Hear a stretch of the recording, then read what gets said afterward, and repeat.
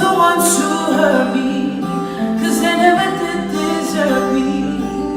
Can you imagine me saying no to thoughts that try to control me? Remembering all you told me, Lord, can you imagine me? Of all my mama said and hear from what my daddy did, and I wanna live and not read the things you get. Imagine me being free, trusting you totally. Finally, I can. Imagine me. I admit it was hard to see you being in love with someone. Welcome to Open Your Mouth and Speak. I'm co-host Monica DeJesus, survivor and motivator. And I am Hallelujah DeJesus. We are encouraging others to heal through the power of God with His grace and mercy. And today's topic is child sexual abuse. What is child sexual abuse? Child sexual abuse is a form of child abuse that includes sexual activity with a minor. A child cannot consent to any form of sexual activity, period.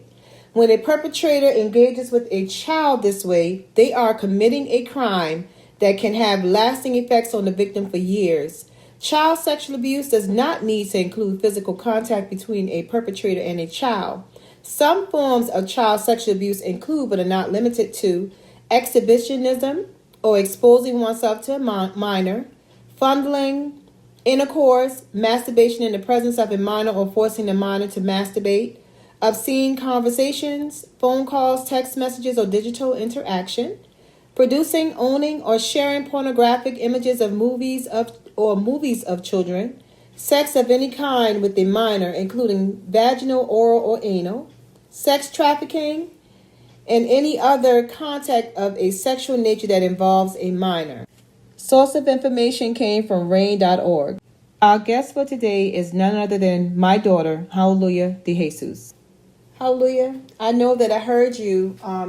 You were able to speak, introduce, and start this podcast off with what you have to say about your truth about child sexual abuse.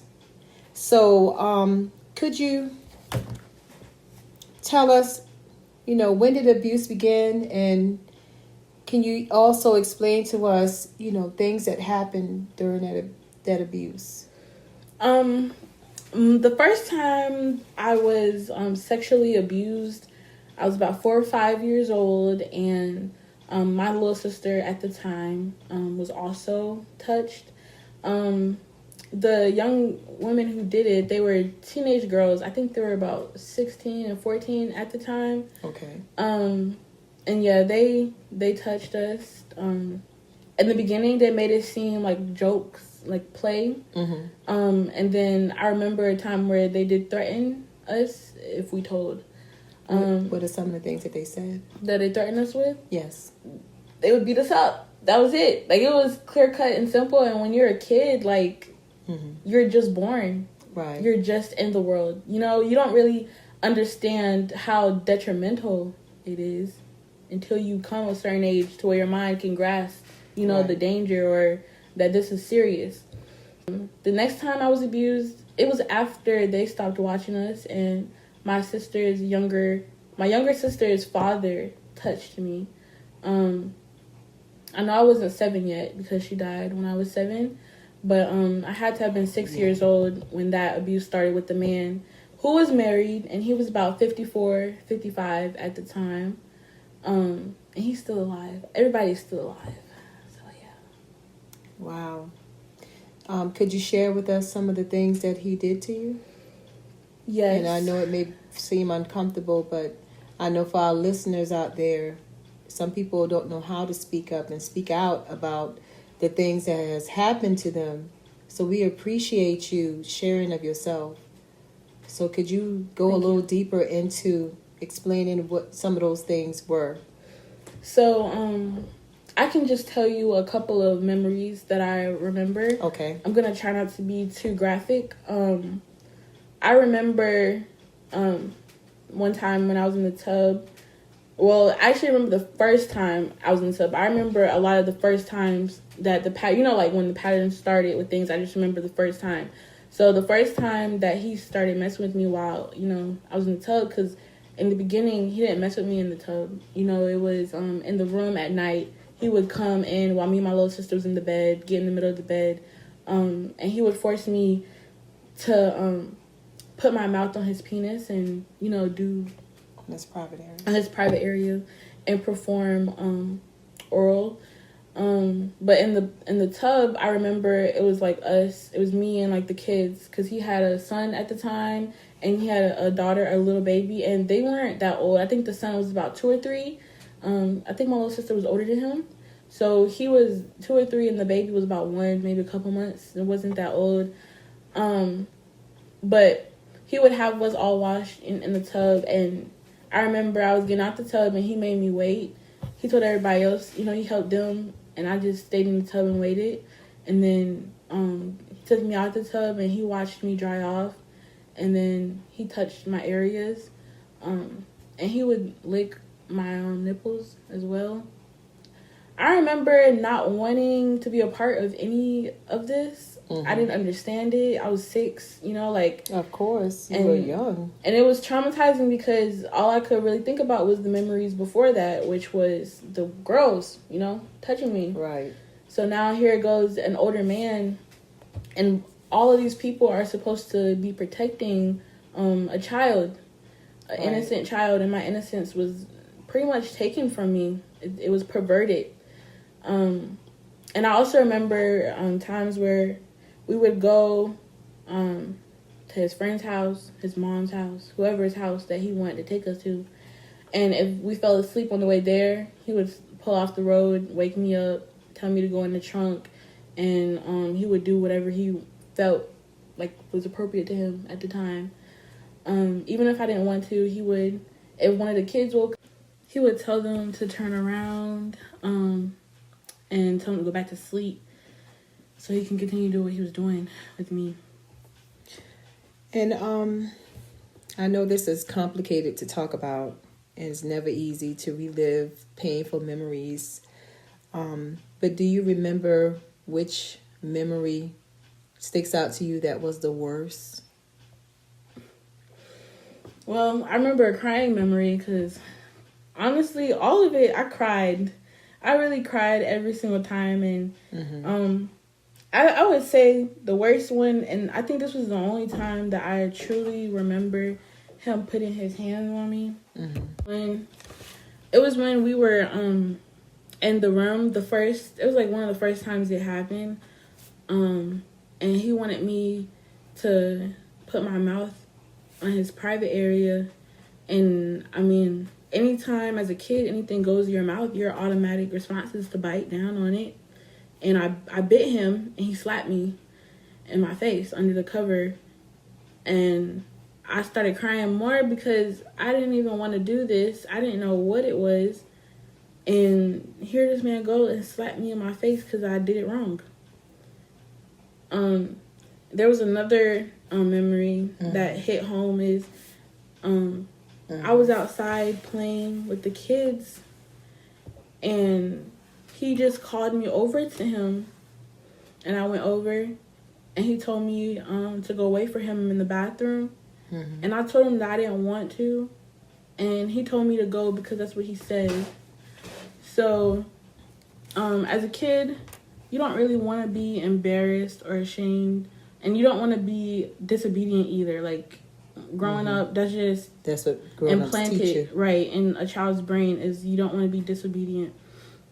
So I went in there, and I remember being sad because, one, as a child, if you take something away from them, they're going to cry because they're not used to, things being taken from them. You take a toy from them, you take their playtime away, you put them in timeout or whatever, they're going to cry about it. So I went in the bathroom, and I cried. And I think he was working on the truck, or he was doing something near his car. And my little sister went to him, asked him where I was at. He told her that I was in the bathroom, and she was gonna come. And I remember wanting her to come in the bathroom, but he told her not to go in the bathroom.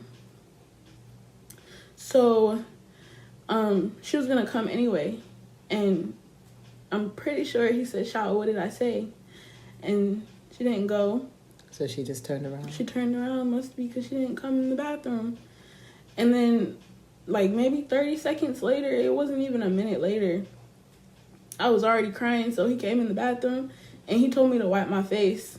And I wiped my face and he was like, not even him. I remember hearing a voice inside tell me that everything was going to be okay. Yeah. I think that was like the first time I heard God talk to me, because nobody wants to go through something like that.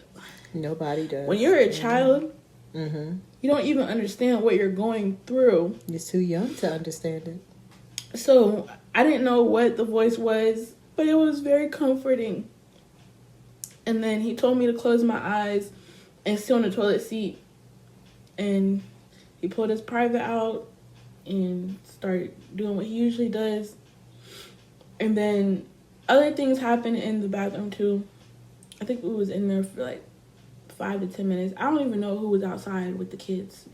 I really don't know if there was another person who was enabling him, if they knew. I really don't know, and I don't remember. Right. But after that, I kept crying. I had my eyes closed, but I kept crying. Then I remember opening them and looking at him, and he finished, you know? But those were like two, I would say, like very core memories. The worst memories. I mean, the whole thing was bad, but unfortunately, those were really bad. And and then like him hanging me upside down, that was also a bad memory because you know, your blood is rushing to your brain, and now your private is being stimulated. So I was being overstimulated as a child, and even then I felt alone. I didn't know why it was happening. I was just living. I was just there. And honestly, I just truly believe that, because shortly after that, my sister died. And then before she died, me and my siblings almost got caught up in a fire in the car. I just feel like a lot of traumatic things were just happening, but because I was already sexually perverted, it definitely changed my mind in a lot of ways. Like, I didn't realize that that gave a lot of spirits access to me. Because ever since my sister died, because she died when I was 7, so shortly after it stopped, I would get dreams. I would have dreams with people having sex with me. I would wake up with orgasms as a 7-year-old, 8-year-old. I'm in elementary school, not realizing what's going on, but talking to other kids who also experience it. But because we're talking to each other, and when you're a kid, you don't really understand how bad something really is. Like, you're not supposed to be exposed to things like that. Or you're not. We turned it into something that was actually okay. Like, you know, like, oh, we wake up horny, you wake up with the orgasm. Even though you don't know what it means, you just make it okay so that everyone knows, like, you know, like, you're, like, it's okay. Like, you're not by yourself, but we're trying to relate it so that we're not weird. You know, like, you don't really know how to relate it. Like, nobody talks about the incubus spirit, the succubus spirits that attach to people, but especially children who are touched at a young age. Yes, that's awful. And they have to be prayed off of them, prayed away from them. You know, like, you have to keep children safe. But a memory that just came up, when my sister was in the hospital, he came to the hospital, and I remember him touching me. And I think you were in the room. I'm not sure if you remember when he came to visit her after, it was like at the end, towards the end. Do you remember that? Yes. I don't remember how I reacted, but I remember him touching me and him being like, I miss you. And then I remember looking down, and it was like, why? You know? Like, why? And I know that reliving it can be hard. But could you share, like, some of the emotions that you're feeling just talking about it? Because it's hard to relive such painful memories. And you've experienced such painful memories that no child should have had to endure. No child should have ever have to talk about things like that. Can you, like, in your space right now, share how you're feeling talking about it? Right now, and just whenever I think about, what I went through as a kid, spiritually, mentally, and emotionally, God has put me in a much stronger space. So now when I look back, I see, like, the purpose a little more, because now I'm able to talk about it, what other people, go through in the world. This is just how this is reality, Yes. The only thing that I would say affects me the most is when I think about the fact that I was a child, because I know 6-year-olds, I know 5-year-olds, I know 4-year-olds, I know kids who were the same age as me when it happened to me. That's the only time that I really get emotional, is really just thinking about that part of it. Like, when I look at a 6-year-old, 5-year-old, 4-year-old, now that I'm older, I can look back. Right. So now that I'm looking at kids who are that age, it's like, how could someone even think to mess with a child like this at this age? To take control of them. They're so innocent, but it's because a spirit has overtaken them, and now their judgment becomes clouded. And that's the same thing with people who are victims, survivors. Now your mind and your emotion and your spiritual state starts to change because of what has perverted you. And so, and what you're saying now, when it comes to how you were able to get through this, what type of problems did it cause for you? Like with you being impacted in that way, a lot of people say they became angry. They were withdrawn. What happened to you? What impacted you, or what kind of problems did it cause you? Honestly, my true, honest opinion is because I was already going through other things. You were a single mom who just got out of the system. From being falsely incarcerated. We were already, poverty is already a problem when it comes to your kids' development. Having less than, your emotions, I also felt. Right. I do believe that kids are born with their gifts, and you can grow it to enhance it or ignore it. So I've already had the gift to be able to feel other people's emotions. So I took on your sadness.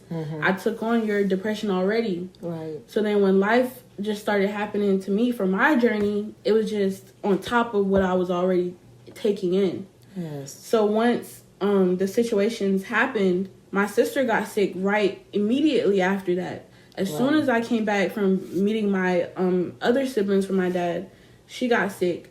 She died. Everything happened quick. It was hard for me to process emotions at the time.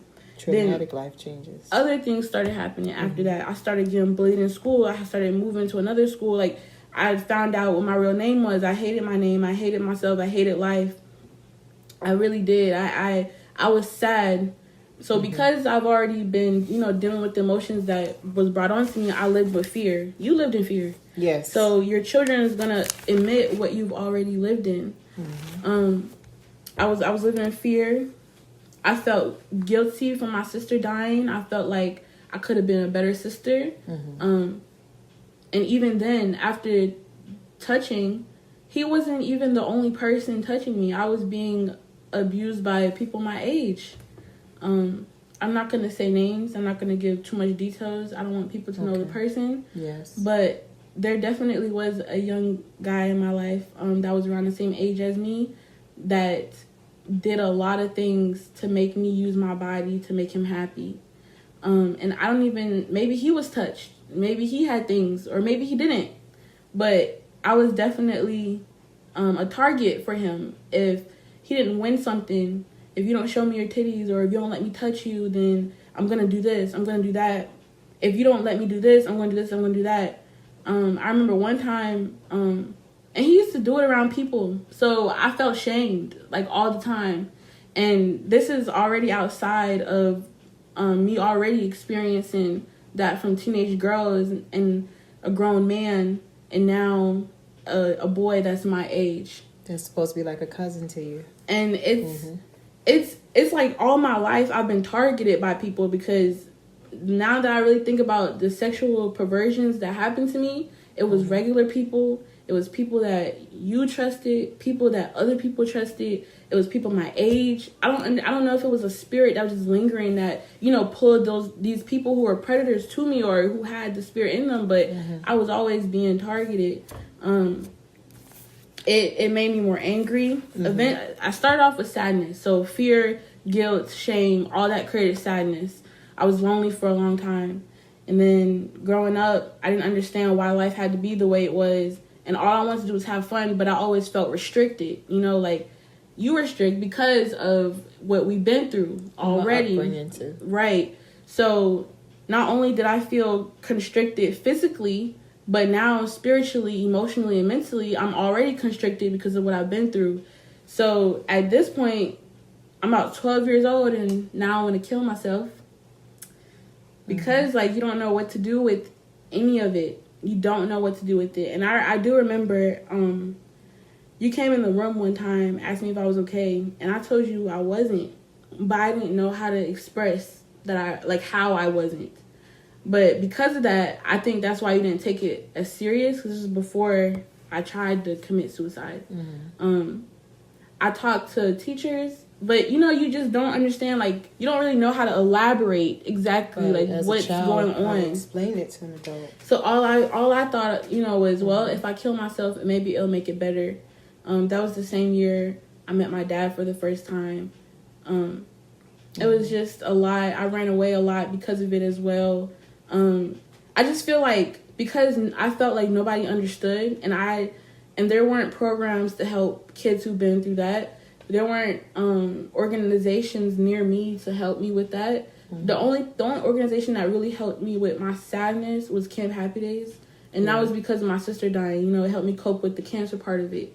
Yeah, but the sexual experiences that I experienced as a child, there was nothing, and there still is nothing out there to help children at all. There's nothing. There's no way of escaping it. There's no mental help. There's no emotional help.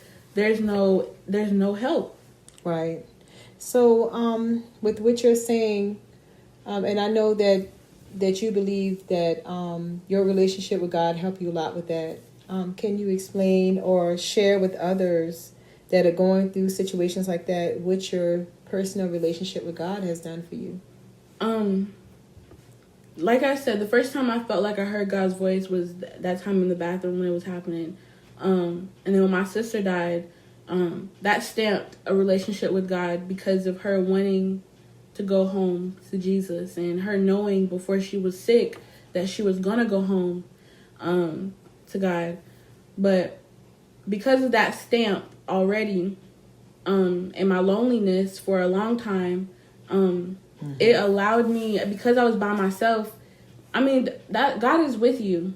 God, you're created by God in the image and His likeness. So He's already in you. So in that alone time, I didn't realize that I was meditating, you know? Right. I didn't realize that what I was going through, God was already helping me mentally just live, until it became overwhelming. I didn't realize that He was what was pushing me forward. Trying to protect my mind from becoming insane. It didn't happen until I was about 12, you know, and it's because I was already going through just so much back to back. You could have did a lot of things. But God is the reason why I'm here right now. He is the reason I'm not a stripper. I'm not a prostitute. I'm not using my body to get money to make it in the world, which is easy. Very simple. God is the reason that I'm here and that I'm healing, and I'm only 20. A lot of times it's hard for people to heal because of what it does to you. But because of the grace and mercy that, you know, God had on my life, and Him always having His hands on me, He allowed me to have strength into Him in my weakness. Right. So we really appreciate you coming on and sharing your truth. Such a horrific thing to happen to a small child. But we definitely want to say that for all those that are being abused out there, open your mouth and talk about it. Tell somebody. Do not allow someone that has been abusing you to continue to cause you to live in darkness, or cause you to live a life where you feel insecure or like you did something wrong, because you didn't do anything wrong. And it's easy to blame yourself. It's easy to self-blame. It's easy to blame yourself. It's easy to blame the world too for what's happening. One thing that did help me was affirmations. Telling myself that I am healed, I am loved, I am whole. God loves me. God is here for me. God will never leave me. Amen. Just repeating those small things every single day. Right. And I recently started getting into affirmations, not growing up. Okay. Other affirmations that you could say, I don't know. Well, we definitely appreciate you coming on and giving of your personal self. And we want to let you know that we appreciate it as a listening audience of Open Your Mouth and Speak. We thank you for coming in and speaking your truth, having the strength to do it, because we know that it's complicated. But we want to let everyone know that we're changing these words. Instead of hurt people, we're going to say and change the wording of the narrative to hurt people, heal, and help hurt people.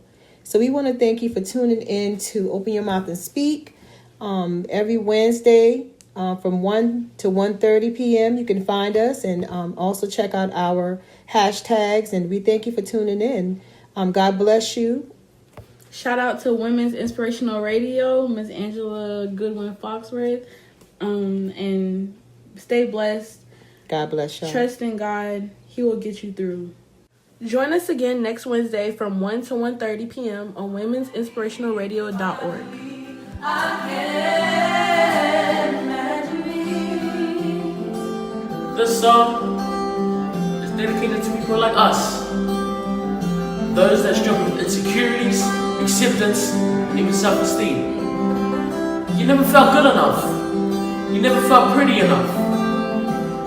But imagine God whispering in your ear, letting you know that everything that has happened now is gone.